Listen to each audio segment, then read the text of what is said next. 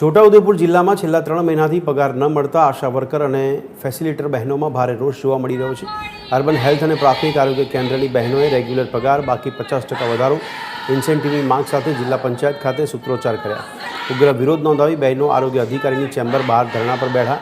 બહેનોએ વહેલી તકે પગાર ચૂકવવાની માંગ કરી છે અને જો ચૂકવણી નહીં થાય તો આગામી દિવસોમાં ઉગ્ર આંદોલન કરવાની ચીમકી પણ ઉચ્ચારી છે।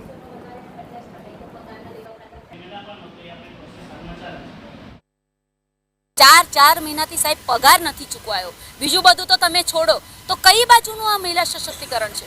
અધિકારીઓ પદાધિકારીના લાખો રૂપિયાના તોતિંગ પગાર સમયસર થઈ જાય અને આ ગરીબ બહેનો રાત દિવસ આ 42 ડિગ્રી તાપમાનની અંદર તડકામાં સર્વેની કામગીરી કરે, જાત જાતના કામ કરે, ટાર્ગેટ ઉપર ટાર્ગેટ એમની જોડે પૂરા કરાવડાવે અને તમે મામૂલી ઇન્સેન્ટિવ નથી આપી શકતા।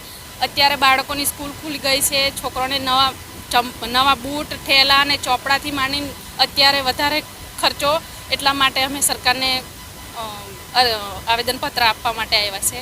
અને બાળકો રોજ જૂના ડ્રેસ પહેરીને જાય છે, નવા ડ્રેસ લાવવાના પણ પૈસા નહીં, એવી અત્યારે કન્ડિશન છે। આશા બહેનોનું ઇન્સેન્ટિવ જે આપવાની વાત આવે છે એમાં બે ભાગમાં અમે એ લોકોનું ઇન્સેન્ટિવ ચૂકવીએ છીએ।